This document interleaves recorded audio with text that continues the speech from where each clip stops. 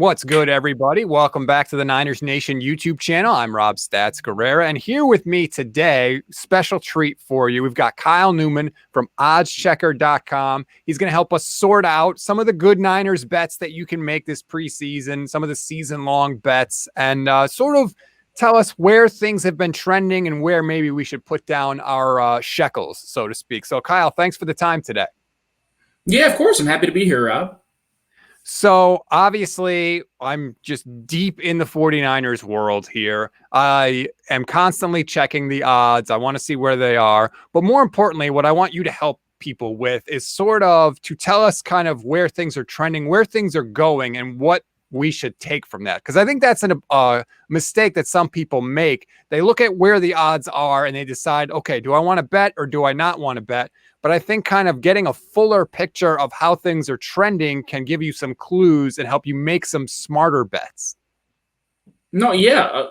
The way the betting market works, a lot of the time you're just going to see odds move the way bettors are moving. So I'm here today to help you guys out by giving you some of the betting data that you've seen, since the starting training camp, since the end of the draft, whatever it is in these markets, so that we can better dissect how bettors are looking at the 49ers as a whole this year.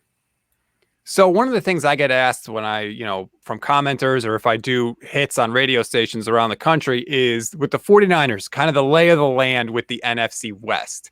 And I was a little surprised because the odds that you sent me, we're going to look at the DraftKings odds because that's what we like here at SB Nation. Although you can get odds from a bunch of different places at oddschecker.com, which is something you should definitely do. Shop around for the best ones. The odds for the NFC West, the 49ers are the favorite at plus 180. And if people don't know, that means you bet $100 and you win $180. That stuns me considering, one, the 49ers are coming off a 10-loss season. Two, the Rams look awesome this year. And the Seahawks are always a giant pain in the ass, too. How do you explain the Niners being at number one? I think the Niners being at number one is simply that they're healthy again. So the last time we saw the Niners, they were healthy. They were in the Super Bowl. And then they came back and they had injuries to the offense, the defense, every which way the team was down in 2020.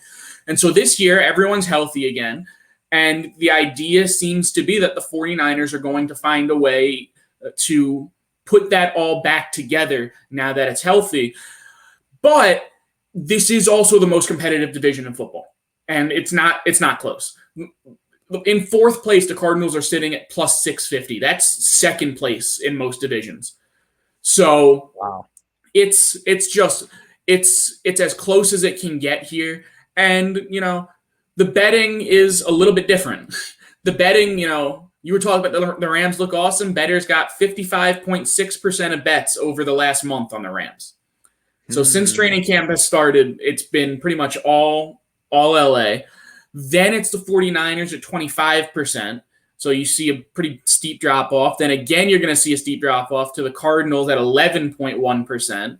And then the Seahawks bringing up the rear at 8.3%, which is a little bit surprising to me because Russell Wilson is probably the best quarterback in the division. And usually best quarterback means, you're at least going to be competitive towards the end of the year, probably fighting for a playoff spot. So to see them at the bottom, it's a little bit strange. But yeah, you're basically seeing this as kind of a tale of two divisions. It's the 49ers and Rams. Then the bettors see it's the Rams and then the 49ers and then everyone else. And so, that's kind of what you're seeing in the NFC West right now.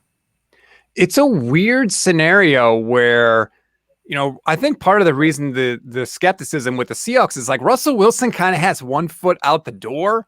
So I think that's a factor for people. I think Jimmy Garoppolo, like people see him as one foot out the door. I mean, we're recording this on August 30th. So we're literally a day removed from the 49ers unveiling their dual quarterback system against the Raiders in the final preseason game. Everybody knows it's only a matter of time before Trey Lance takes over the starting job there. Whereas like Matt Stafford, it looks like, he's going to be the Rams quarterback for the next couple of years at least. So I wonder if that's a factor too, where it's like people say like the stable quarterback situation is with the Rams. It's not with the Seahawks. It's not with the Niners. And yeah, Kyler Murray's not going anywhere, but they're the Cardinals. They're the worst team in the division. Yeah, and I think that does play a part with the 49ers at least because fans know bettors know that even though the 49ers are as good as they are, you're going to pull up Trey Lance at some point in his rookie year because Jimmy Garoppolo just isn't the guy who's probably going to lead you to a Super Bowl, and you just drafted Lance third overall. So at some point, he's going to come in, and rookie quarterbacks just they don't have it in that rookie year, that kind of playoff push. So every once in a while you'll get a guy like Lamar Jackson who gets there his rookie year. But even last year, Justin Herbert had the greatest rookie year ever at the position, and they won 7 games. So it's very hard to see a rookie quarterback winning the most difficult division in the sport. On the Seahawks side, though, you're probably not seeing that over the last month. Earlier in the offseason, when there were talks about him demanding a trade and the Bears and the Raiders were like in a bidding war, for him, then yeah, definitely would have affected the Seahawks odds.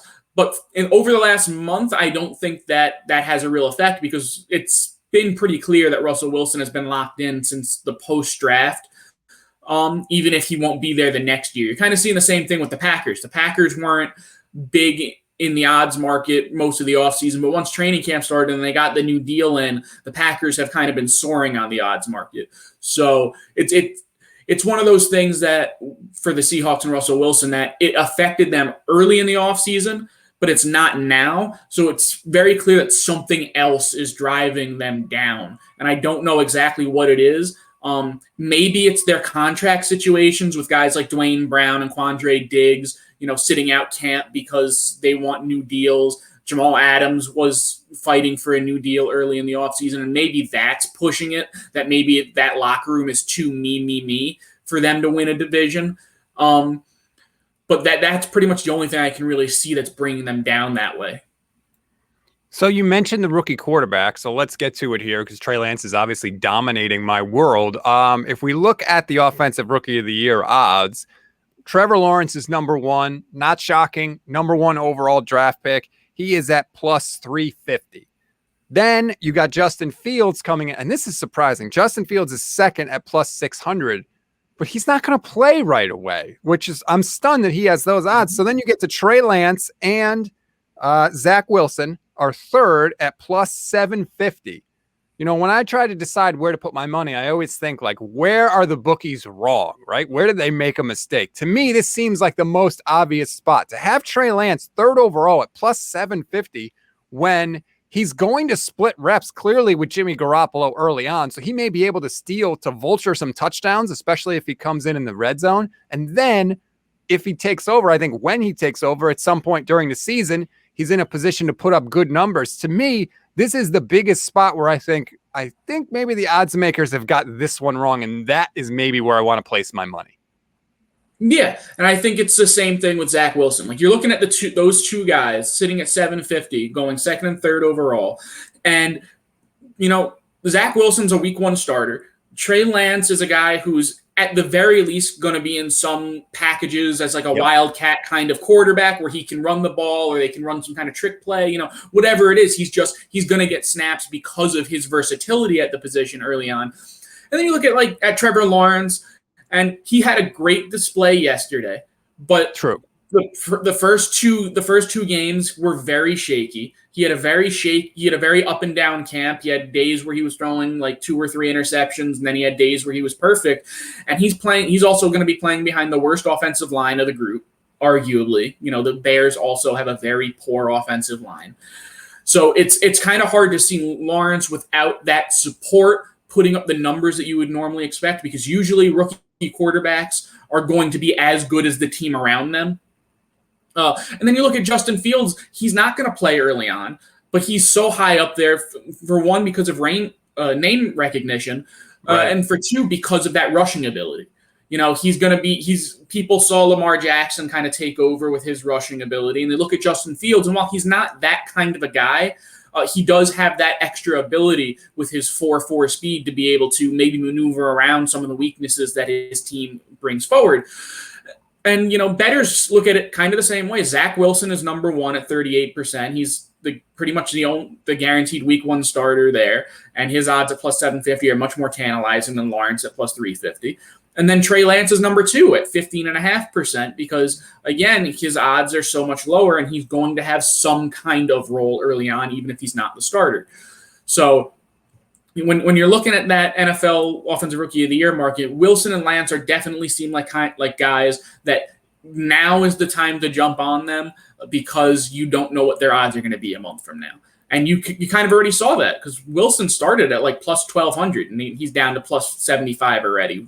Lance started at plus 900. He's down to plus 750.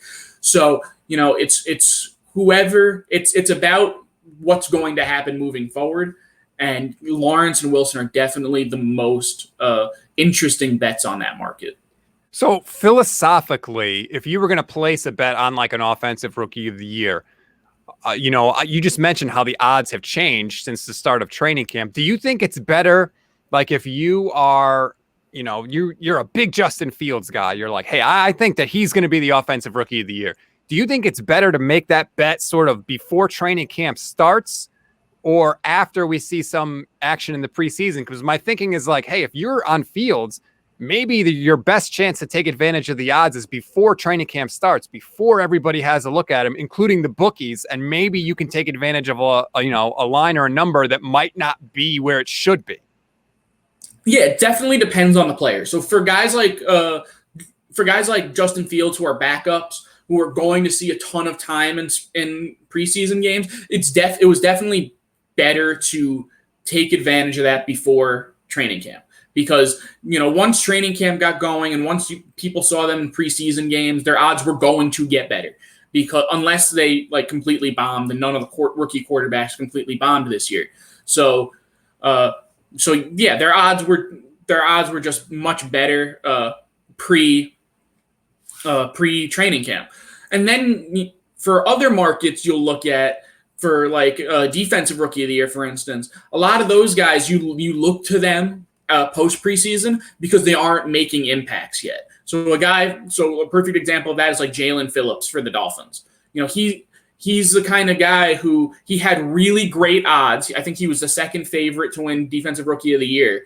And now post preseason, we haven't really seen a bunch of them yet. And so those odds came back. And so you really have to take a look at the market and the players and say, okay, who's going to get the playing time? Who's going to look good early on? And then make your decisions from there. So at quarterback and on the Offensive Rookie of the Year market, knowing these guys were going to play a bunch, knowing that these guys are probably going to play against second-team defenses and look better than they probably will during the regular season, it was definitely a better bet to go at them before training camp started. Now, okay, let's zoom out a little bit and go away from the individual and go back to some of the team stuff. Odds to come out of the NFC. Tampa Bay, obviously number 1. Not shocking. They just won the Super Bowl. Plus 275, I believe. Then you've got San Francisco and Green Bay at plus 600. The Rams at plus 650. And there's other teams after that. But my question is this. After seeing the 49ers whoop the Packers in the NFC Championship game in 2019 to the point where Jimmy Garoppolo only attempted 8 passes, not completed. He completed 6. He attempted just 8 passes. Those two teams have not really changed a ton since that game. How can you look at the Packers and the 49ers and give them equal odds? To me, that's crazy. You have to put the 49ers ahead of the Packers. Am I wrong? I think it's just that it's 2 years removed, and I think one of the biggest differences here is that the Packers have Aaron Rodgers. And in any game, at any point, Aaron Rodgers can take over and just win a game. It doesn't matter who his opponent is. It doesn't matter who's on his team. It just doesn't matter. If Aaron Rodgers says his team is going to win, they're going to win. And it's just that special trait that those Hall of Fame quarterbacks have. Tom Brady can do it. Peyton Manning was able to do it. They can just flip a switch and win a game. Patrick Mahomes has shown it off the last couple of playoffs when he was, I think one of the years he was down like 24 points in 3 straight games, and he managed to win all of them. So it's just one of those things where having that elite quarterback just changes absolutely everything for you. And the 49ers just don't have that. But they didn't have that in 2019, and Aaron Rodgers was there, and they got the tar beat out of them. I'm just, maybe it's the homer in me. I admit. No, it's a real thing, and that's why they're second on the market. Yeah, because they have that kind of ability to just be able to hand the ball off to Raheem Mostert behind an offensive line like that and just take over a game.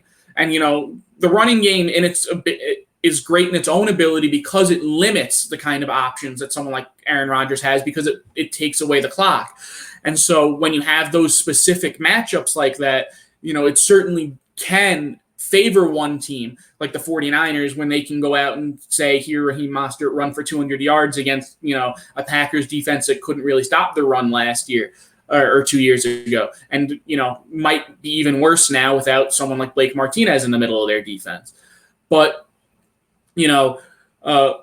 it's just that you have to remember when you look at these odds to win the NFC and stuff like that, it's not these teams against each other. It's these teams and their ability to get there. Like maybe odds would be that the 49ers could beat the Packers if they met at that spot.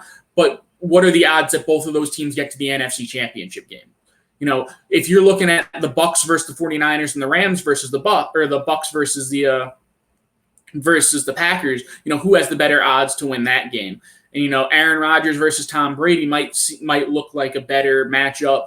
Or those 49ers, with their rushing attack and their defense that seems to be able to play well no matter who's on the field, can that do that? And so that's kind of the way those odds move. And you can see the same on the betting market with the Packers sitting at 31.6% of the bet. Aaron Rodgers is a difference maker. And that's why the Packers are there with the 49ers. It's all Aaron Rodgers. I'm not sweating that one out. I'll just, again, it's the homer in me. I fully admit. Yeah. In terms of Super Bowl title, I thought this was interesting. So Green Bay, Kansas City, and Buffalo are the favorites to be the champion in 2021. The 49ers are fifth at plus 1,400. Can you remember a team that's coming off a 10-loss season who's fifth to win the Super Bowl the following season, who technically didn't make a quarterback change? The only time I can remember anything like that was the Ravens when they picked sixth and they got Ronnie Stanley, and then they came back the next year because they had just won a Super Bowl, then they had the injuries and ended up at sixth and then came back. But yeah, it's not often that you see teams do this, and it's so to see the 49ers up there is quite interesting. Though. Wherever they are, they're kind of trailed by someone else. So, in the NFC, they're trailed by the Packers. In the division, it's the Rams. And here in the Super Bowl, it's the Rams too, tied at plus 1,400. So you're seeing them kind of move in tiers or in pairs. Wherever the 49ers go, they're connected to someone else. And then bettors kind of do the job of pulling them apart. So on the betting market over the last month, 4.7% of the bet has been on the 49ers. So that puts them sixth to win the Super Bowl. And then the Rams are sitting at fourth on the market with 8% of the bet. So you do see that bettors definitely like the Rams more, no matter where they are. And they're pretty much always going to be tandem with the 49ers in their odds that way. Even on the NFC, we were talking about the 49ers and Packers at plus 600. The Rams are right behind them at plus 650. It's not like they were too far behind. And so you're kind of seeing that bettors prefer the Rams, even though odds makers are kind of moving them in tandem or in all the markets. So I'm always going to use betting talk as an excuse to wedge in the fact that I placed a bet on the 49ers before 2019 to make the Super Bowl. And that's like the best bet I've ever made in my life. I'm super proud of it. But philosophically, I always feel better about a bet on a team to make the Super Bowl as opposed to a bet on a team to win the Super Bowl, just because like in one game, who the hell knows what can happen? But I feel like you can be pretty confident that a team, like I look at the lay of the land in the NFC, I don't even think there are that many like teams battling it out to get to the title game. I think you could like the Bucks, the 49ers, the Rams. If you want to throw the Packers in there, great. But like, I feel like that's kind of it. So I feel really confident in making a bet on a team to come out of the NFC as opposed to picking an NFC team to win the Super Bowl. Yeah, and I think there's definitely, truth to that, because you see things like 6.6% of the bets on the 49ers to win the NFC, but only 4.7 to win the Super Bowl. Right. You see 31.6 on the Packers to win the NFC, but then they're only like 6, but then they're second to win the Super Bowl at like 11 or 12%. And then, one of the ones that shocked me the most, the Seahawks are second to win the NFC at 18.4%, even though they're dead last to win the NFC West, which, bettors are acting weird. And then you go to those Super Bowl odds, and they're 23rd. They're the 23rd favorite to win the Super Bowl with 1.3% of the bet. So, people are looking at the NFC, who's going to win the NFC versus who's going to win the Super Bowl as very different bets. Because whoever you're picking, when you're picking to win the NFC, you're picking like between 4 teams really, unless you're just making like a homer bet, which so a lot of people will do. When you're looking at the Super Bowl, you're looking at like 7 or 8 teams who could conceivably make that game, and then one thing could change it at any moment. So they're definitely very, very different markets in that respect, and that's why you see the betting changing so often. So yeah, when you're thinking about philosophically, which is a safer bet, to win a conference is definitely a safer bet than to win a Super Bowl is, just because your market is smaller. You're not betting in a market where there could be 7 or 8. You're betting in a market where there's realistically 3 or 4. Right.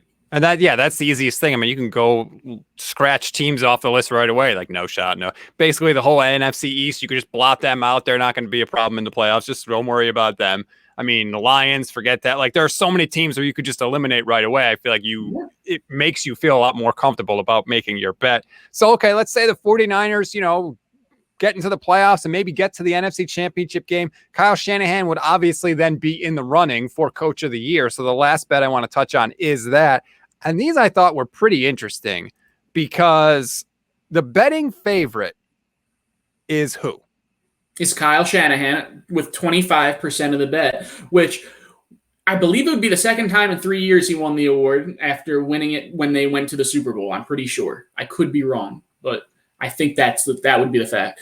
And, Kyle Shanahan is one of those coaches that always kind of befuddles me as kind of a neutral in the betting market, because he's a coach who in 3 of his 4 years as a head coach now has been under 500. And then in the 1 year he wasn't under 500, he went to a Super Bowl. So he's one of those coaches that everyone points to, and he's like, Kyle Shanahan's a great coach. He can do this, he can do that. And then, something or other stops him.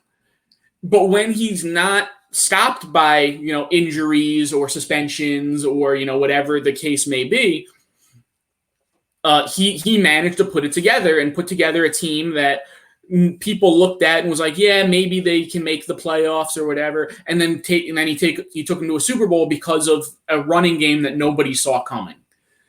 So it's definitely interesting to see him. And then, of course, second is Brandon Staley at 16.7% of the bet with the Chargers, because of the ability for the Chargers to improve basically more than anyone else on the market. They were a 7-win team last year with a quarterback who threw for about 4,500 yards, which is, a little ridiculous. So if he gets that defense in shape where they're not throwing away games that they were throwing away last year, and they go out and they win 11, 12 games, it's going to be hard to take that away from Brandon Staley. And that's why Brandon Staley is the odds maker's favorite at plus 1,000 with DraftKings, and Kyle Shanahan is sitting at third with plus 1,400 among, I don't really want to necessarily call them peers right now, because it's Urban Meyer with Jacksonville in his first year, which kind of confuses me why he's sitting third on the market, especially considering the reviews he's gotten since training camp has opened, that it's kind of been, a mess. And then Arthur Smith with the Falcons, another first-year head coach, sitting there at plus 1,400, tied with Kyle Shanahan. And another team with the Falcons who, they have the talent, but they haven't really been able to put it together. Again, like the Chargers, mostly because of their defense. And, bringing in an offensive coach, maybe they get more out of Matt Ryan, and maybe Kyle Pitts fixes things without Julio Jones, though. How great is Calvin Ridley going to be? Is he going to be good enough to carry that offense, with a poor defense? So, the odds are definitely more confusing to me than the way the betting is being placed right now, for sure. So Kyle Shanahan at plus 1,400 and Brandon Staley at plus 1,000, both to me look like good bets, because once the season gets rolling and the Chargers and 49ers start winning games, those odds are going to change rapidly. Yeah, I feel like Coach of the Year is more about narrative than almost any other award, except for maybe MVP. MVP is definitely up there. But, Bill Belichick's won Coach of the Year 3 times, and you're never going to get me to believe that he wasn't the best coach in the league more than 3. Come on. He's the best coach of the year in the league like every year, but he only won 3 times. The way to win it is to have sort of a team that has middling expectations and then exceed those expectations. Like if you're predicted to win like 7, 8 games and you win like 9 or 10, then it's like, oh my goodness, what an amazing coaching job. So that's why, I don't know about some of these odds. I'm not quite sure about Kyle Shanahan. The expectations for him are pretty high. We've been talking about championship odds and Super Bowl odds. So to exceed those, I feel like he's going to have to really have a special year, which I guess maybe he will win it at that point. By the way, in 2019, it was actually John Harbaugh that was coach of the year because the stupid Ravens went 14-2 and the 49ers went 13-3. So he actually stole it. Kyle Shanahan was second that year, but I don't get the Urban Meyer for sure. Brandon Staley, I think, is a good bet because, he's coming in. There are some expectations on the Chargers, but the Chiefs are the clear favorite in that division. So I think he does have an opportunity to exceed those expectations, and he gets Justin Herbert, who's an absolute monster. I think if I had to place my money, I would go with Staley. Where would you go? If I had to place my money on Coach of the Year, it would probably be on Staley, simply because the narrative for the Chargers is just, it's so easy to look at them and be like, they were 7-9 last year. They're pretty much like a guaranteed playoff team this year with Herbert in year 2 and Staley coming in and trying to fix up a defense that was talented but just couldn't put it together last year. Like the Chargers seem like an easy to bet team to make the playoffs. They're probably not going to win that division because the Chiefs, but they're a team that you could look at and they could come in second in that division and by going 11-6, and then they improved by 4 wins and they're in the playoffs, and that might be all Staley needs to win Coach of the Year compared to the other top candidates like Bill Belichick or Kyle Shanahan. The only other coach that interests me personally as a Jets fan, as a very tortured Jets fan, is Robert Saleh. And I'm interested in Saleh because for him to win Coach of the Year, the Jets probably don't even need to make the playoffs. They probably just have to be competitive towards the end of the year. Like if they go from a 2-win team that probably should have won no games last year to a team that wins 8 games, 9 games, goes 8-9, 9-8, then Saleh will probably have a very real chance. And, it wouldn't be that shocking for a lot of bettors, considering they're so far behind Zach Wilson at 38%. So if people think Zach Wilson is for real, then the Jets are probably going to win some games, and that means Robert Saleh is going to be in this market. And he's sitting there, I think, at plus 2,200. So he's got some really, really nice odds.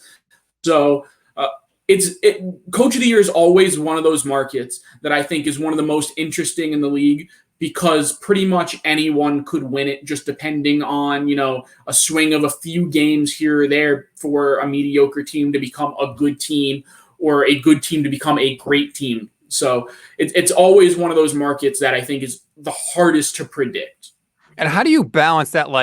Even if you think, let's say, Brandon Staley is probably going to win Coach of the Year, but then you look at Saleh, like you said, and his number is so high that you're like, are Staley's odds so much better than Robert Saleh that I'm going to put my money on him? Plus 2,200, like you said, that's a big difference over plus 1,000. Maybe you put money on Saleh just to say, hey, because if it pays off, you're going to be, obviously you win so much more money. So maybe you're like, if I think Salah and Staley have even odds in the eyes of the public, maybe I do go Salah's way just to get the bigger payoff. Does that make sense? Yeah, and there is a lot of that on the betting market. You definitely see a lot of that. I don't think Coach of the Year is one of those markets that you do, because Brandon Staley at plus 1,000, those are still like really, really juicy odds because of where you are. But if you're looking at like the MVP market or something like that, and this one always shocks everybody, but the bettor's favorite to win the MVP award basically all offseason has been Jameis Winston. And the reason that Jameis Winston is number one is because he's sitting there at like plus 4,500. And, when you're like 29th on the betting market and you're a guy who people look at and say, if he doesn't throw like 30 interceptions, he's going to be a guy who could throw for 5,000 yards and 30 touchdowns. Your odds of hitting on that are so minuscule, but his odds are so low that the chance that he can pull it out is worth it. Like, even if you have a 1% chance to hit on odds like that, people will flock to it just because the potential is there. So that definitely happens a ton on the market, where you just see like, okay, this guy has really bad odds, and I think he has, a small chance to do this, so I'm going to put like $5 on this and potentially win like $500. Right. It happens all the time. The other thing you could do, and I don't know that most casual bettors do this, but you could bet on more than one guy, right? Like, you could bet on 2 or 3 guys to win MVP. And if you hit on one, obviously it'll cover your losses on the other bets. Yeah, and people hedge all the time. So one thing that people hedge on constantly is they'll do Super Bowl, NFC, and division. So they'll pick like, so we'll use the 49ers as an example. Someone will pick the 49ers to win the Super Bowl, the NFC, and the division. That way, if they hit on one, they'll scale the way they bet. So based on the odds. That way, if they hit on one of them, they're paying for the others. And that's kind of how a professional bettor will look at stuff like that. They'll do parlays, or they'll hedge. That way, when they look at these odds, they're building it so that they can win no matter what happens if this team is good. So, and that's kind of what hedging is all about. Well, you'll see someone put, the same money on the 49ers and Rams to win the NFC West, because if either of those hit, then they just paid for the other and you're breaking even. So that's kind of how professional bettors play these markets, where they're doing it where even if they lose money, they're not losing money. Right. And if you are actually losing money, then you're probably not a great professional bettor, and you're not making your living doing this kind of stuff. Right. And so remember, these are DraftKings odds, but if you go to oddschecker.com, you can find DraftKings odds, you can find odds from a bunch of other places, and a big part of whether or not you are successful is shopping around and finding the best price, the best odds for your bet. You can do that at oddschecker.com. Kyle Newman, thank you very much for the time today. We appreciate it, sir. Absolutely. Thanks, Rob. It was a joy to be here.